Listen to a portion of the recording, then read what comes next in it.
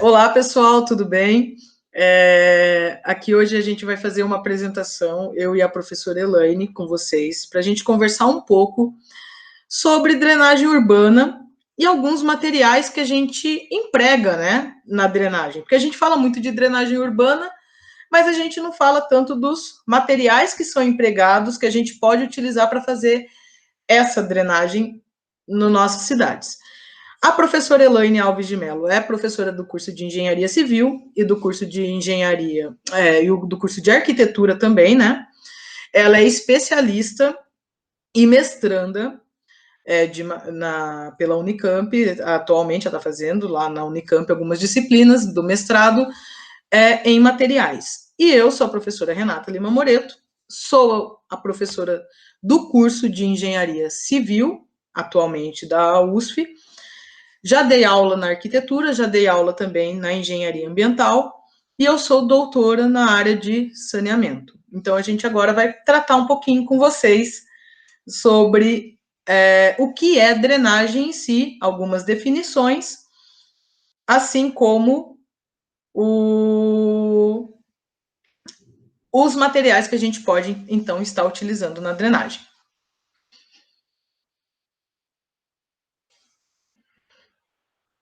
Então, o que seria drenagem, né?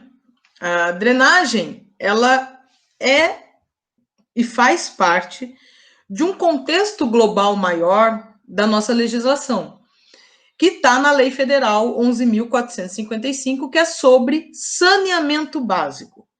Saneamento básico, então, é qualquer serviço que está na nossa cidade integralizado a dar qualidade de vida e garantia de saúde para a população. Que serviços são esses? Água tratada, esgoto tratado, coleta e tratamento de resíduos e a drenagem, que é coletar essa água pluvial, coletar essa água que vem das chuvas, levar de forma adequada a um desfecho dela, de tal forma, em nossas áreas que tem pavimentação, áreas impermeabilizadas, não provocar danos à população. Danos em que sentido? Enchentes, alagamentos, inundações. Então, de acordo com a nossa lei do saneamento, a drenagem urbana em si e o saneamento em si é esse conjunto, então, que a gente fala de infraestrutura. Então, é obras, sim, de engenharia. É eu construir algo de tal forma que vai me dar uma segurança. Então, são atividades, são instalações que vai me coletar essa água. Para quê? Para transporte, detenção ou retenção dessa minha água pluvial, e daí eu vou amortecer minhas vazões. Vazões essas de cheia, quando eu tiver os picos de vazão, que eu possa vir a ocorrer esses alagamentos, enchentes e inundações, eu controlo essa vazão e vou ao pouco amortecendo o desemboque dela. Isso geralmente não é tão visto, é mais alguns sistemas subterrâneos que a gente tem, e daí sim alguns canais abertos em alguns pontos específicos da cidade. E que então a gente vai chamar no final a disposição final dessas águas pluviais que foram drenadas dessas áreas urbanas, e a gente pode até tratá-las antes de vir a, como eu posso dizer, a deixar que elas descartar, né, diretamente no corpo hídrico. Então a gente pode até mesmo fazer um tratamento prévio. Por que tratar, então, essa água, né? Muitas vezes. É água de chuva, professor, é água pluvial. Mas ela veio lavando as ruas. E isso traz muitas partículas sólidas por ali. Então, isso seria o nosso sistema. E o que, então, eu falei de enchentes, comentei de inundações e alagamentos, esses termos, né? Mas o que é realmente enchente? O que é realmente inundação e o que é realmente alagamento? Não é tudo a mesma coisa. Eu falar que a minha rua alagou não é falar que a minha rua inundou, não é falar que a minha rua sofreu uma enchente. A enchente é algo que eu vou subir o meu nível do rio temporariamente. E isso é natural. Eu tenho uma margem, eu tenho uma cabeceira do rio que ele aguenta naturalmente um certo volume que escoa. Porém, em época de chuva, a gente já tem aquele excedente que sabe que vai aumentar o nível, porque o nível do rio é variável em época de seca, em época de cheia. E essa enchente é isso, a cheia do meu rio. Meu rio encheu. Ele ocupou um volume maior da área e das margens. A inundação já não. A inundação não é esse fenômeno natural, encheu o rio. A inundação é, por algum motivo, mais água do que geralmente o meu corpo hídrico comporta veio para ele. Desta forma, esta água que não infiltrou no meu solo e foi para um lençol freático, ela escoou superficialmente e veio parar direto no meu rio. Quando acontece isso, eu ultrapassei o meu valor de cheia e foi a mais, extravasou da minha margem do meu corpo hídrico, extravasou do meu canal drenante, que é meu rio. E isso, então, vai para algumas áreas que a gente chama planícies de inundação. Historicamente, a gente tinha essas planícies de inundação às margens do rio Nilo, que era utilizado para a agricultura dos egípcios no passado. E hoje em dia continua essas áreas que a gente tem. Professora, como que eu sei aonde pode vir a dar uma inundação ou não? O tanto que é a área dessa planície, né, de inundação. Isso a gente tem estudos históricos de vazão e de cheia nas suas cidades, assim como a gente pode obter essas informações de áreas de preservação. Por isso que em legislação tem alguns valores de área de nascente, mata ciliar, o quanto deixar o canal do corpo hídrico protegido e não exposto. É exatamente para isso. É porque já é previsto essa área e essa planície de inundação. E o alagamento?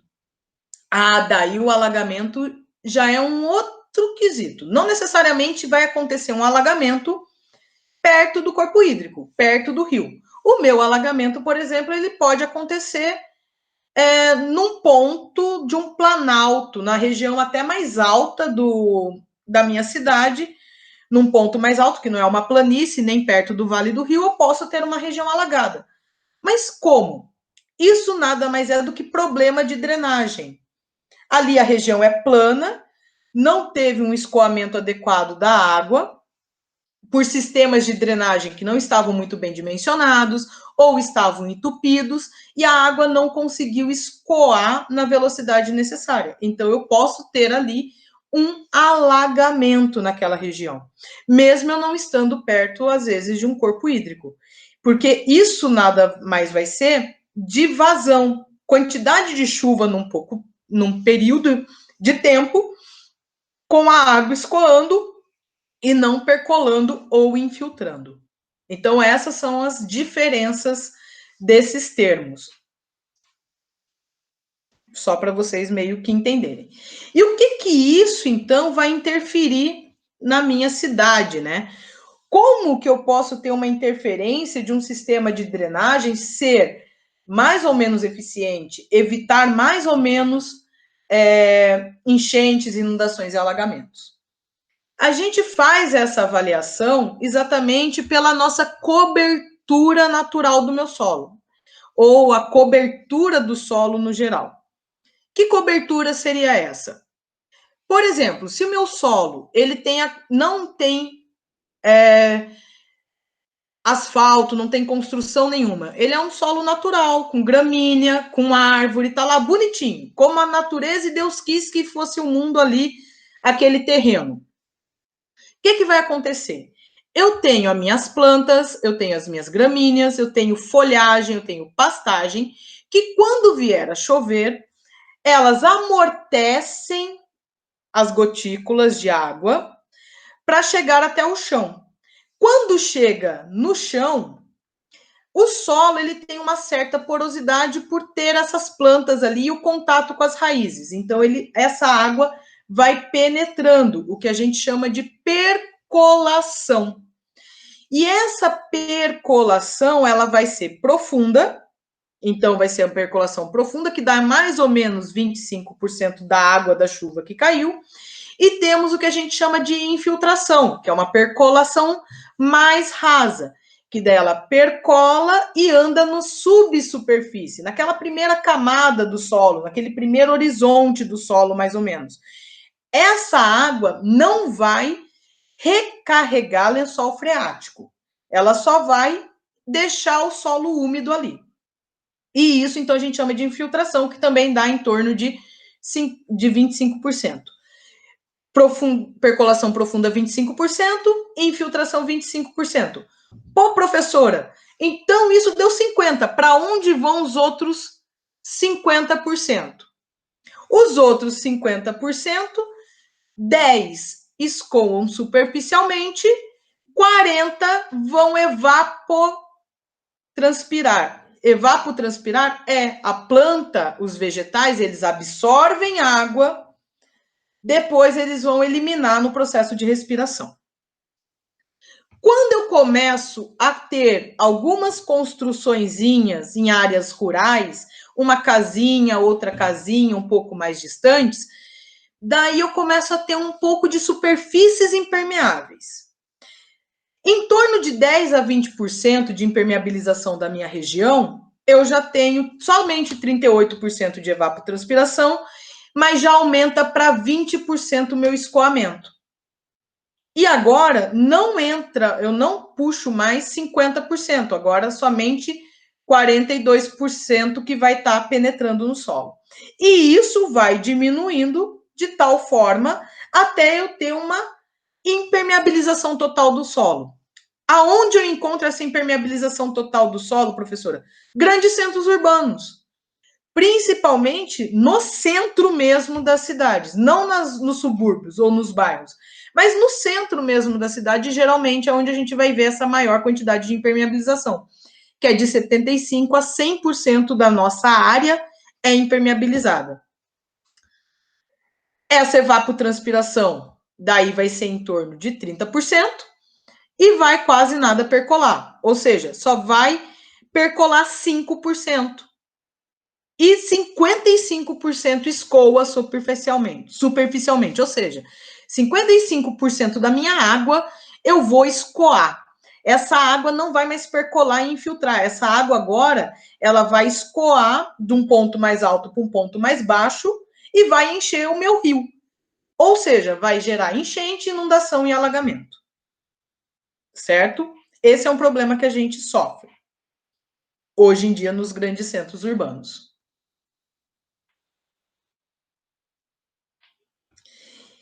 Então, como que a gente acaba vendo impactos da urbanização, né? Esses gráficos de curva de Gauss é ótimo para poder explicar um pouco várias coisas, né? Por estatísticas e avaliações. E exatamente hidráulica, hidrologia e recursos hídricos também podem ser explicados por isso. Vazão. Cálculo de vazão por tempo, gente. Então, eu vou ter uma vazão num tempo, como que vai ser? Quando eu tenho uma área que ela não é tão urbanizada, que seria o modelinho da nossa área azul clara, ela é uma curva mais achatada. O que isso quer dizer?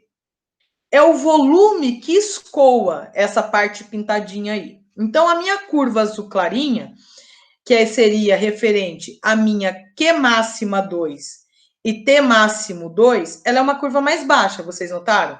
A vazão máxima que eu consigo no pior tempo possível de chuva, ela chega num ponto em torno de 45% menor, né? É um pouco mais da metade entre o pico máximo da urbanização, da área urbanizada, mas ela tem uma curva mais alongada. Por que essa curva mais achatada, mais alongada? Eu começo a chover e vou acumulando água. E vou tendo vazão, que vai escoando. Só que ao mesmo tempo que parte escoa, parte percola. Se a chuva for muito longa, vai ainda mesmo após da chuva ter ainda um pouco de escoamento.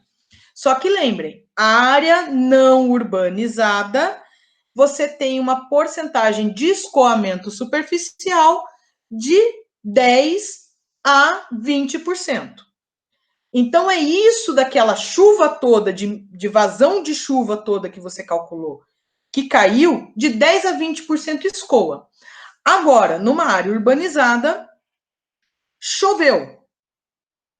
A chuva foi de 1 hora. Em menos de 1 hora já está escoando a água e já está gerando alagamentos, inundações e enchentes. Porque eu não tenho nada que deixe que vá penetrando. Eu não tenho nada que vá segurando os pingos da chuva, que nem as folhas que geram um amortecimento, as folhas da árvore. Eu não tenho nada disso. Cai direto no chão, cai direto no solo. Solo esse, se tiver impermeabilizado, vira um tapete que você desliza a gota d'água. É que nem aquela brincadeira que a gente gosta de fazer de molhar piscina ou chão de porcelanato com água e sabão e brincar de sair escorregando. A água da chuva vai fazer a mesma coisa. Ela vai pular, pingar no chão e vai sentir que aquele solo impermeabilizado é esse piso com água e sabão que ela vai sair escorregando. E ela vai embora, ela não penetra, ela foge. E isso dá, então, esse aumento do escoamento superficial, reduzindo a minha evapotranspiração e, além de tudo, sendo em pouco tempo. Isso faz com que eu tenha muito pouco tempo e o alagamento já acontecendo, uma enchente já acontecendo. E eu não tenho daí o meu escoamento subterrâneo, que nada mais é do que a minha percolação e a minha infiltração.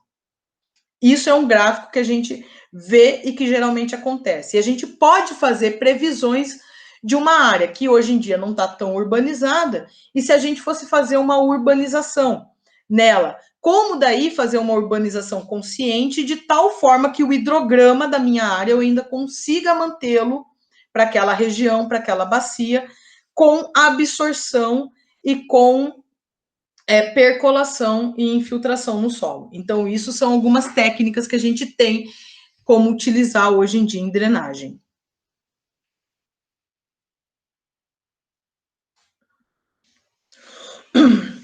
Então, a urbanização, o que ela me ocasiona, né? Se eu tenho... a urbanização, ela tem 2 fatores. Eu aumento o consumo de água porque eu tenho mais gente na região. Quando eu aumento o consumo de água, eu vou aumentar carga de efluentes, poluição a ser dada. Aumento carga orgânica no meu corpo hídrico, ou seja, no rio que vai receber. E eu também vou reduzir daí o número de espécies no meio receptor, porque se eu estou deixando o meu corpo hídrico mais poluído, menos oxigênio vai ter ali dissolvido, menos espécies, algumas mais sensíveis, não vão conseguir viver naquele ambiente poluído. Só que a urbanização, ela também me gera o quê? Impermeabilização do solo, redução do tempo de concentração da minha água ali naquela área. Isso faz que eu tenha um crescimento de pico de vazão e mais inundações. Mas ela também aumenta a frequência de inundações. Então, eu tenho uma água, um tempo de recorrência, que a gente fala, né, que chama tempo de recorrência de uma série histórica que a gente pega de um período de inundação para uma vazão de pico, de vez de ser 50 anos, como era antigamente, sem urbanização, começa agora a acontecer aquelas enchentes e alagamentos e inundações em tempo de a cada 20 anos, 10 anos, porque diminui esse tempo de recorrência de um fenômeno, né, que não é natural, que é antrópico, né, por força do antrópico. Um fenômeno natural que ocorreria, que é a enchente, né, inundação, mas com auxílio antrópico ele diminui o tempo de retorno dele de estar recorrendo. E isso também pode gerar uma redução dos leitos do rio. Porque se a minha área eu estou tendo muito escoamento superficial, eu estou carreando muita coisa que está na superfície e estou levando para dentro do meu rio. Levando para dentro do meu rio isso, eu estou assoreando o meu corpo hídrico e eu estou fazendo com que diminua, então, o volume dele, o quanto ele aguenta de lâmina d'água, piorando ainda mais a situação em casos de enchentes e alagamentos. Só que o aumento de consumo de água com a impermeabilização do solo, não infiltra, não percola a água. Se não infiltra, não percola, eu não refaço recarga de aquífero. E se eu consumo mais água, o aquífero, a água que eu tenho no aquífero, eu já puxo para consumir a água. Ou seja, eu estou consumindo mais do que eu estou recarregando. Então, isso pode vir a dar crises hídricas no futuro. Poxa, professora, a gente já passou por algumas, né? Já passamos por algumas crises hídricas e podem ocorrer muito mais crises hídricas. Só que a nossa região daqui, a gente não consome tanta água de aquífero. Porém, a região de Ribeirão Preto é muito da fonte de água deles de abastecimento urbano é de aquífero. Então, essa redução também, com aumento de efluente, tendo redução de vazão de estiagem e o crescimento da concentração de poluentes nos cursos hídricos, a gente perde, além de ter enchentes e as pessoas poderem vir ter doenças por vinculação hídrica, a gente ainda perde a qualidade da nossa água para consumo humano. Então, a gente ainda fica nesse problema de ter e vir sofrer escassez no futuro. Então, drenagem urbana não é só para evitar enchente, e muitas vezes é enchente que nem vai interferir aonde você mora, vai interferir somente população que não tem que só mora ali perto do rio porque não tem uma outra área para ir morar. Só que você pensa, isso não me interfere diretamente, mas infelizmente vai interferir diretamente porque a qualidade da água para você beber não vai se ter mais. Então, isso sim a drenagem e um sistema bom de drenagem, com uma captação adequada, com uma recarga de aquífero adequado, auxiliam, então, nessa qualidade da água também.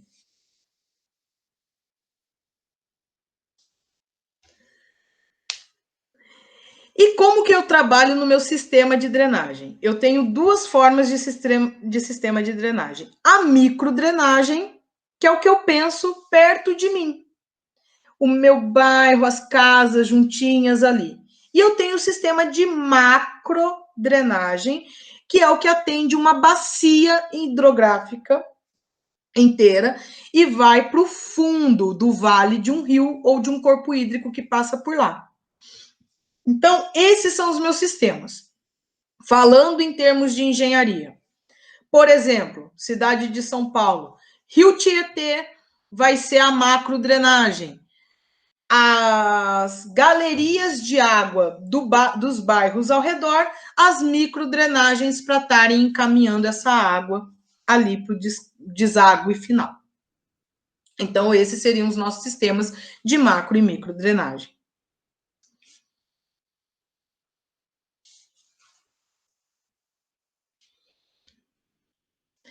Então, microdrenagem nada mais é do que obras de afastamento da minha água, de um lote. Então, eu vou ter um lote, uma área, uma região, um bairro, eu faço obras ali que peguem essa minha água pluvial e encaminhem para um outro local.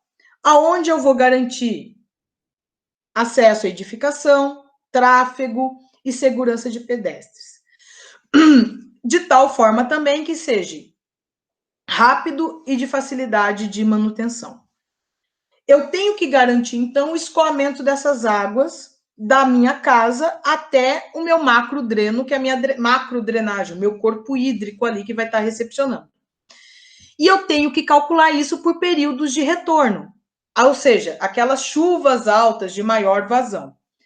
Séries históricas, e eu utilizo que período de cálculo? de tempo de retorno de 2 a 25 anos. Vai depender da minha série histórica e o quanto aquela chuva de maior vazão pode se repetir.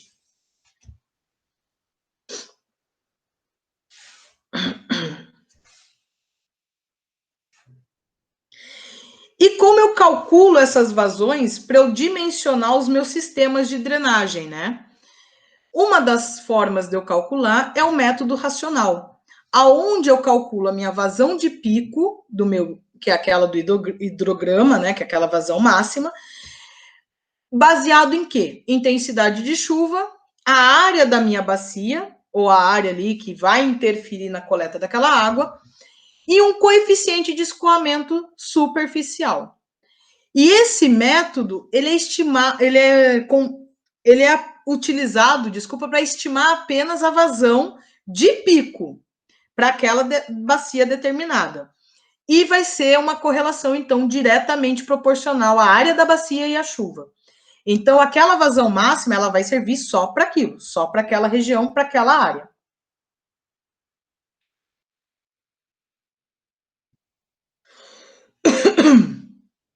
E o meu coeficiente de escoamento, ele vai estar diretamente correlacionado à minha ocupação do meu terreno.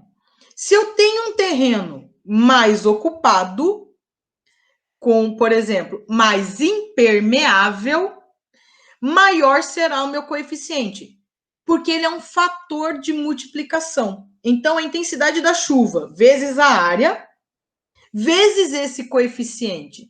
Então, se a minha área é impermeável, maior será a vazão que vai chegar no corpo hídrico. Então, maior é o número do meu coeficiente.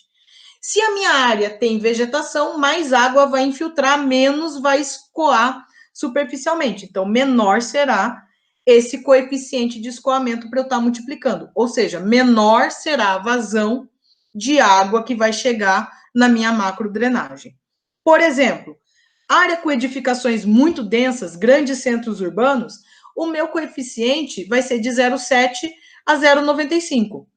Para áreas que têm parques, campos, áreas rurais, o meu coeficiente é de 0,05 a 0,2. Ou seja, um valor bem abaixo.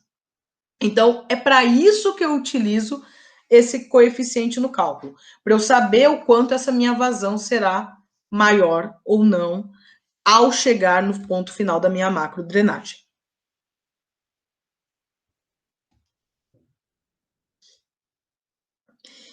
E daí, isso depende, então, da impermeabilização do meu solo. E quando eu impermeabilizo o meu solo, eu diminuo a capacidade de absorção de água, certo? É esse que é o intuito, fazer uma película de proteção que nada penetre. E isso vai acontecer principalmente nas cidades. E como que é o processo de impermeabilização das cidades, dos centros urbanos, né? É por cimentação, por asfaltamento, por calçamento de ruas. Ou seja, eu estou colocando concreto, eu estou colocando manta asfáltica, eu estou colocando polímeros ali de tal forma que eu impermeabilize. Eu não deixo a minha água infiltrar no meu solo. Então, eu faço uma capa de proteção desse meu solo. E dessa forma, minha água não acaba sendo absorvida, ela acaba escoando.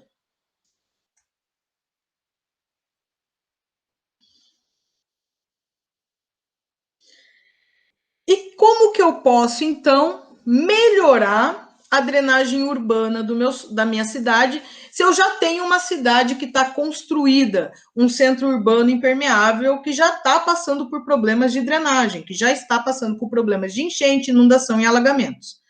Eu posso criar piscinões, que são grandes áreas, aonde eu vou reduzir, né, os riscos de enchente, fazendo em áreas mais baixas da cidade, onde toda a água que escoa superficialmente vai ali. É um piscinão, literalmente, é uma área de absorção dessa água.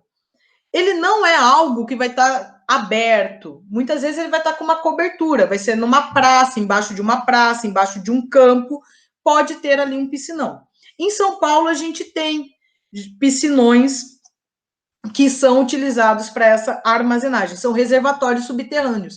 E com isso a gente ainda consegue armazenar água para quando, em época de estiagem, poder ainda utilizar essa água no meio urbano para limpeza da cidade, para uso para aguar, né, a vegetação, pode ser necessário. Outra coisa muito importante é a limpeza de bueiros, porque a gente faz um sistema de drenagem, a gente dimensiona o nosso sistema de drenagem, a gente faz bueiros, constrói bueiros, faz todo um canal subterrâneo de água pluvial, só que daí acontece que chega, e muitas vezes a população, ao descartar erroneamente resíduos na rua, na época de chuva, esses resíduos não estão no lixo, eles estão dentro dos bueiros. E dessa forma, a água que precisaria entrar no bueiro não consegue. Então, ela vai escoar superficialmente. Então, a limpeza do bueiro é muito importante. A gente desobstruir eles para a água realmente infiltrar, entrar no bueiro e ir para a galeria. A terceira, daí, que eu teria de opção, seria rios vegetais. O que seriam esses rios vegetais, né? Seriam áreas que eu tenho o meu corpo hídrico, meu rio, e de vez de eu fazer proteção com concretagem na lateral, eu coloco vegetação, eu planto em torno deles. E daí isso faz com que eu já comece um processo de absorção de água antes da água chegar no corpo hídrico. Então, uma parte ela já vai infiltrando, ela não tem tanta impermeabilização. A outra alternativa também que a gente tem são bueiros inteligentes. Bueiros esses que hoje em dia estão vinculados a sistema de inteligência artificial de software, que eles vão avaliando o quanto de lixo, resíduo está entrando. Atingiu 80% do volume do bueiro com resíduos, eles mandam notificação para a prefeitura por sistema de comunicação e SIG, né, de geoprocessamento, e a prefeitura, então, consegue levar o caminhão de limpeza especificamente nos bueiros que estão já, como eu posso dizer, com um volume maior de resíduo do que deveria ter, e daí faz a limpeza, desobstrui. Então, isso agiliza, não deixando que chegue na época de chuva para se saber se o bueiro estava ou não entupido. As outras alternativas que eu tenho daí são perante a drenagem mesmo, que é fazer filtros subterrâneos permeáveis, percursos no meio da nossa cidade, onde vá ter essa infiltração dessa água. E o outro é a área verde, né? Que é uma outra forma de ideia muito viável, que eu vou criar. Geralmente a gente vê isso em rodovias, né? Que tem as laterais arenosas e plantação de gramas. E isso a gente pode estar usando em locais públicos, até mesmo essas áreas verdes, canteiros de avenidas, áreas verdes no final de um parque, num bosque, numa praça, a gente está utilizando isso ao máximo. Então, essas são algumas alternativas que a gente pode estar empregando para a melhoria da drenagem urbana. Mas, professora, a minha cidade ela já está toda construída, eu não tenho mais o que fazer. Daí a gente precisa estudar materiais que possam ajudar em drenagem. E como que eu tenho esses sistemas de drenagem sendo construídos e que materiais eu posso aplicar? Daí agora entra a professora Elaine, que dando essas alternativas para a gente de que materiais utilizar, o que a gente tem de material para drenagem e tentar elucidar um pouco mais o que eu falei sobre drenagem e os problemas que a gente sofre.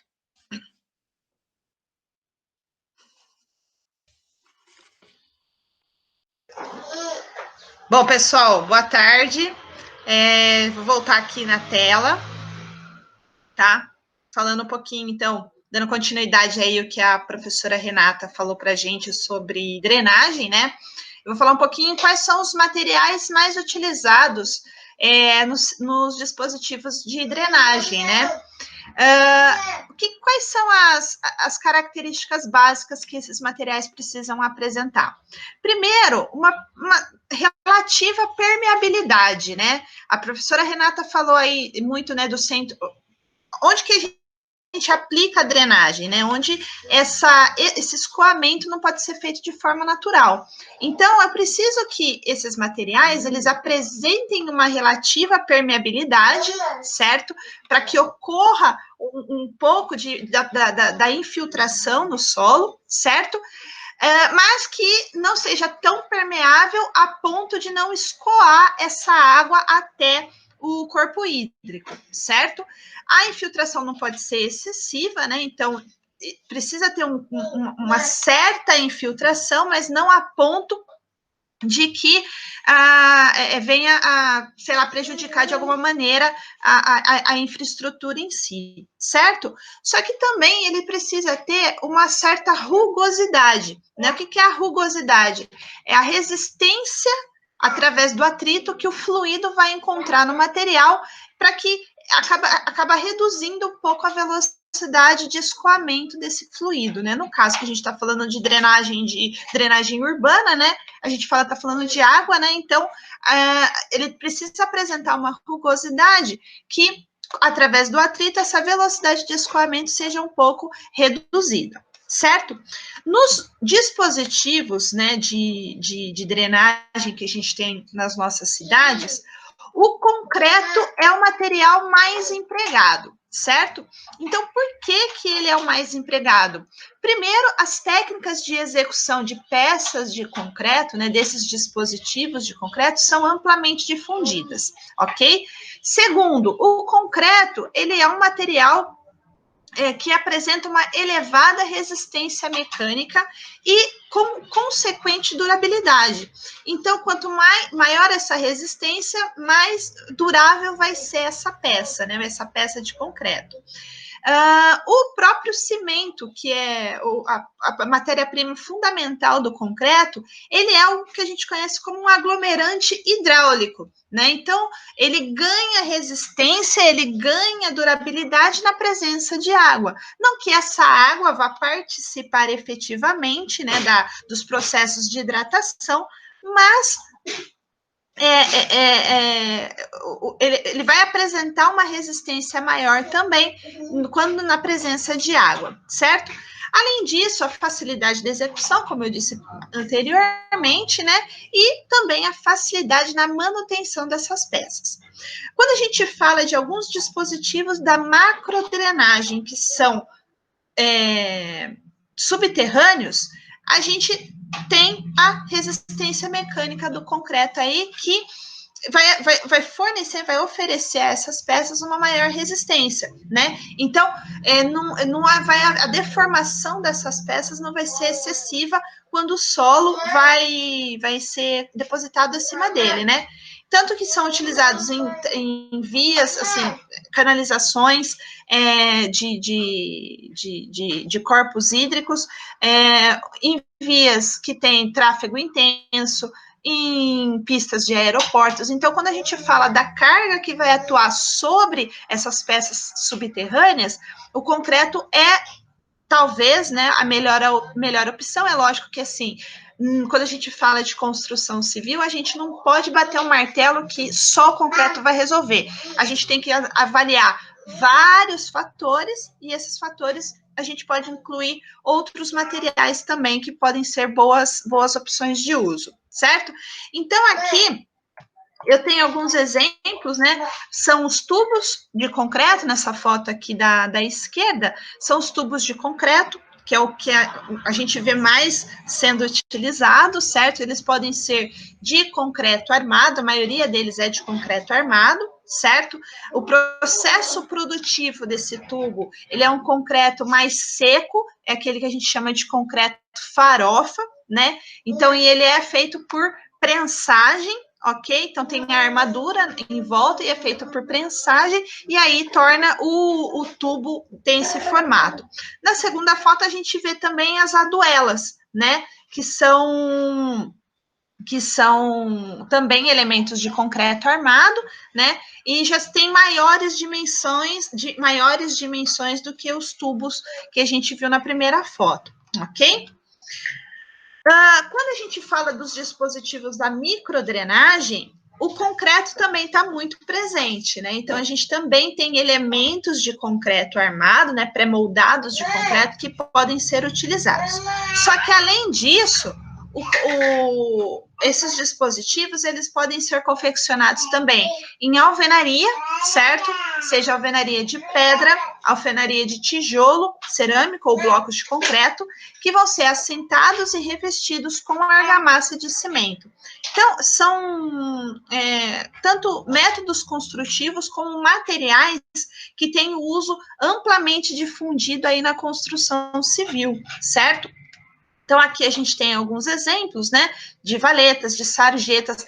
Acredito que muitos de vocês que estão assistindo a nossa aula de hoje tenham visto alguma vez, né, a construção da sarjeta, guia e sarjeta na rua da sua casa, por exemplo, né? Então, ainda assim, esse material, o concreto ou artefatos de concreto, né, são muito utilizados nos sistemas de drenagem.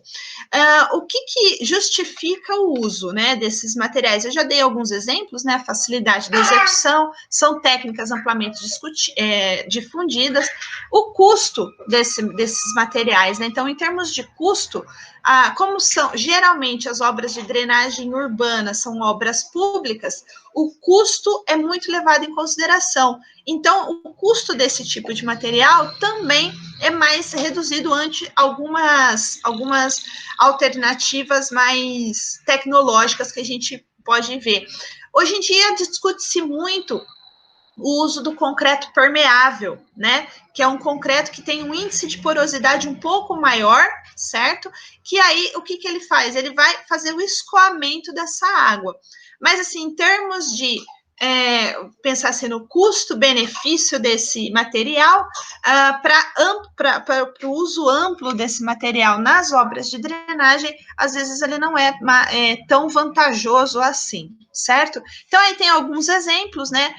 São bocas de lobo, as bocas de lobo geralmente são pré-moldadas de concreto, as galerias são realizadas em alvenaria, então tem toda uma edificaçãozinha ali, tem o revestimento é feito em argamassa, então são técnicas que são amplamente difundidas na construção civil, ok? A gente também pode destacar a utilização de estruturas do tipo gabião, certo? Principalmente quando a gente fala de canalização de corpos hídricos, tá? O gabião em si, ele é uma estrutura, só que ele é formado do quê, né? Qual o material que tem no gabião? Tela de aço galvanizado, né? Igual a gente conhece, não que seja a mesma, tá, gente? Mas como a gente conhece aquela famosa tela de galinheiro, né?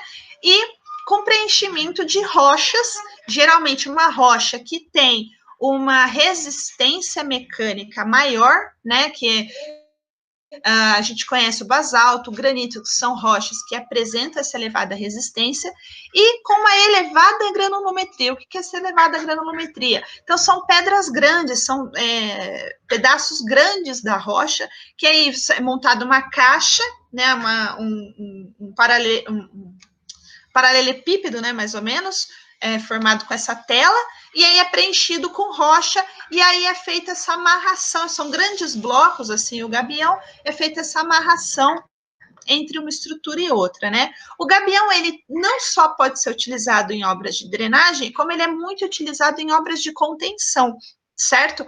Mas na drenagem a gente também tem esses exemplos aqui que a gente pode ver, tá vendo? Então, quando eu quero fornecer para a estrutura uma permeabilidade um pouco maior, então vamos supor, é uma área que não pode ocorrer uma inundação, professora, não sei se eu falei o termo certo, mas não pode ocorrer inundação nas margens, então eu uso essa estrutura do tipo gabião, que vai ter o espaço entre uma rocha e outra, e a permeabilidade vai ser um pouco mais elevada. Além disso, também, com essa permeabilidade, a velocidade de escoamento vai ser um pouco menor. Então, assim, danos em termos de correnteza, essas coisas, a gente não vai ter nesse tipo de estrutura, tá?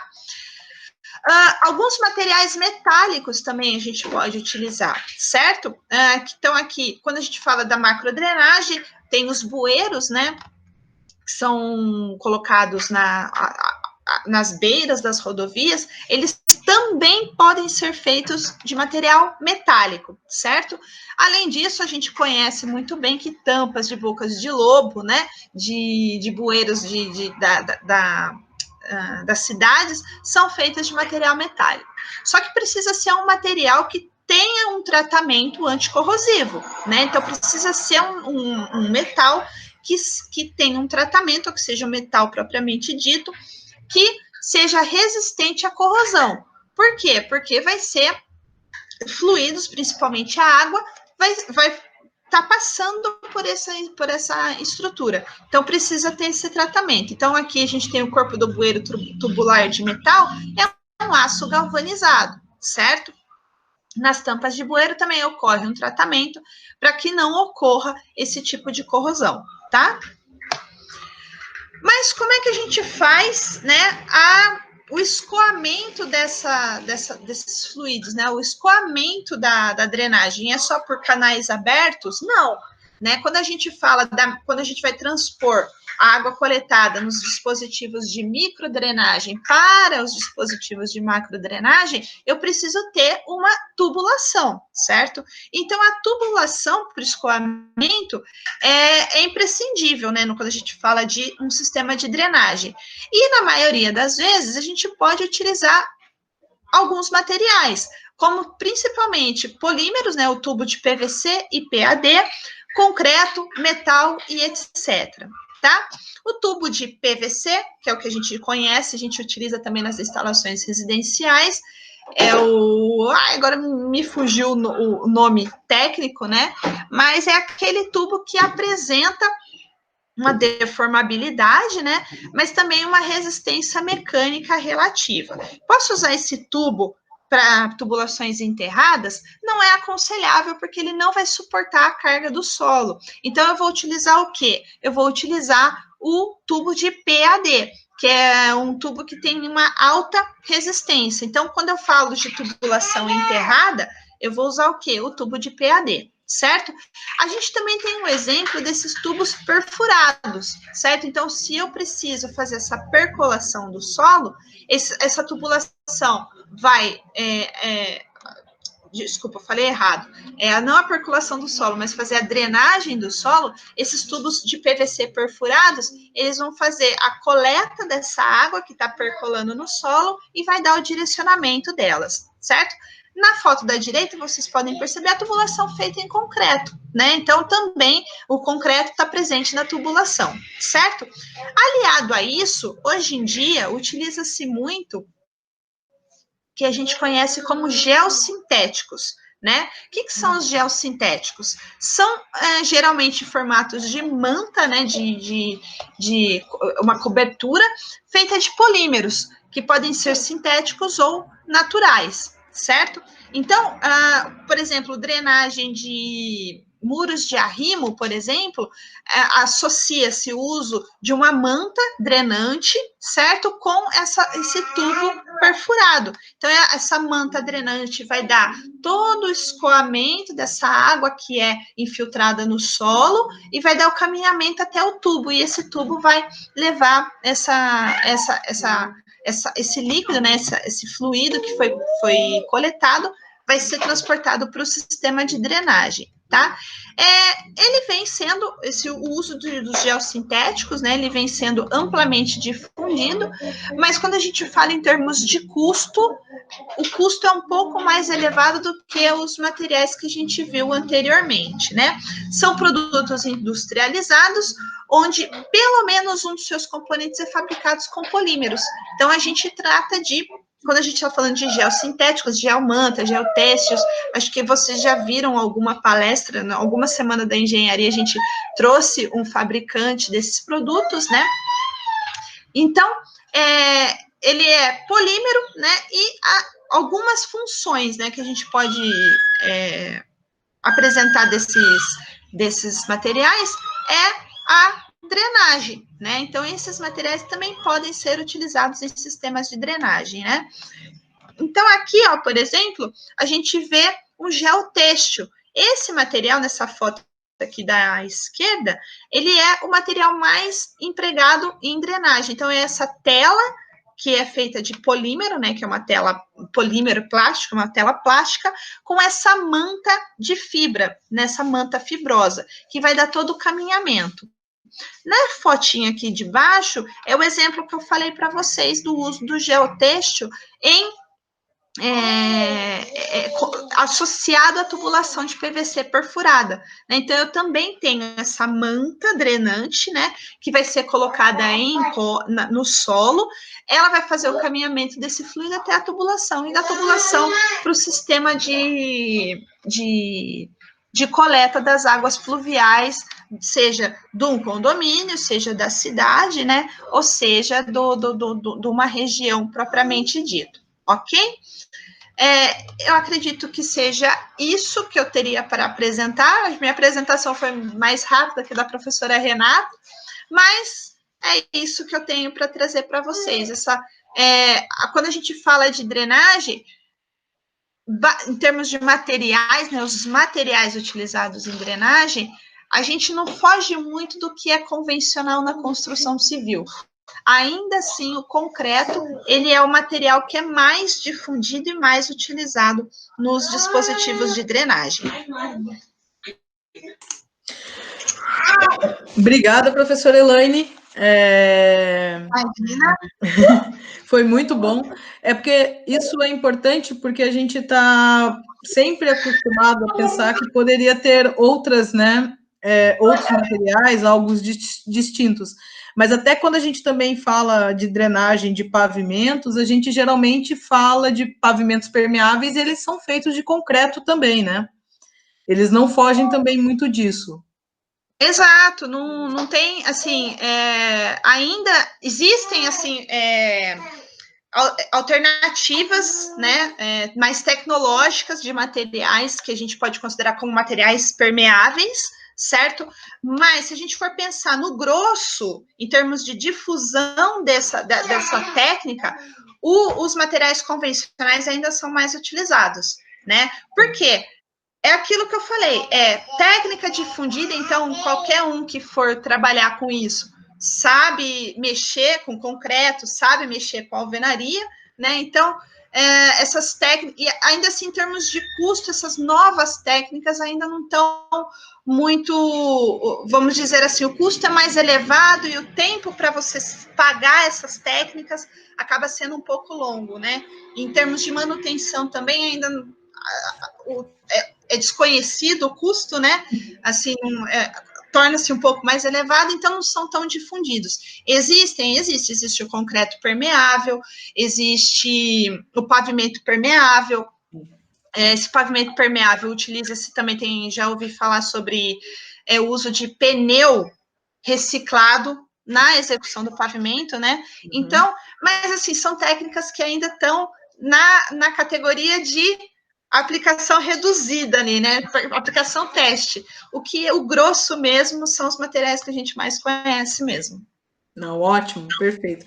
Eu acho que seria mais isso. Não sei se também você gostaria de alguma coisa de drenagem, mas eu acho que seria mais isso mesmo que a gente queria mesmo passar para os alunos, né? Essa visão da drenagem de uma maneira simples e de forma fácil deles entenderem no dia a dia, e como o engenheiro civil entra, né, para resolver os problemas de drenagem que a gente tem, que é com conhecimento técnico, conhecimento de materiais e de pôr a mão na obra e pôr essa água para escoar. Exatamente. Eu acho que assim, o objetivo da aula era a gente fazer essa explanação sobre, né, a drenagem, sobre quais as principais técnicas, os principais materiais utilizados, mas gostaria de saber mais sobre o concreto permeável, né? Então, a gente também tem que instigar o aluno a pesquisar, né? Procurar, né? Então, assim, mas eu costumo falar assim, que é para despertar o bichinho da dúvida, né? Então, tipo, Oh, a professora falou de concreto permeável. Então, peraí, vamos ver. Ah, não, a professora falou do histograma de área urbanizada. Vamos pesquisar. Então, acho que é despertar, acho que o objetivo é mais despertar essa vontade, né? É lógico que a gente está à disposição, né, para tirar todas as dúvidas, mas o aluno também para correr atrás de se informar, né? De ver certinho. E depois, daqui a pouco, a gente recebe um monte de e-mail. Exatamente. Mas então tá bom. Obrigada mesmo, foi muito bom, adorei a explicação. Olha, aprendi muito, porque eu sei, eu dou aula, né, de recursos hídricos, falo de drenagem, mas é aquilo, né? A gente vai aprendendo cada dia mais, vendo mais as coisas, e eu acho que isso é muito importante. Então, muito obrigada mesmo, professora Elaine. Obrigada a você, professora Renata, que eu também adorei a aula de drenagem, é um assunto que eu adoro, recursos hídricos é uma paixão que apareceu aí no meu caminho, e adoro esse assunto, e gostei muito também das explicações, da parte de legislação, muito legal mesmo, obrigadão também. Acho que não é só um aprendizado para os nossos alunos, mas um aprendizado para a gente também, né? Sempre que a gente faz essa aula em parceria, a gente sempre aprende bem mais do que a gente passa para eles, com certeza. É verdade, é verdade. Porque a gente aprende o que a gente não trabalha no dia a dia, né? Que daí outros professores trabalham no dia a dia. Exatamente. Mas muito obrigada, então. E aí, agora, dúvidas é só mandar e-mail, que a gente está à disposição. É isso aí, gente. A gente só mandar e-mail que a gente está à disposição. Tchau. Tchau, tchau, gente.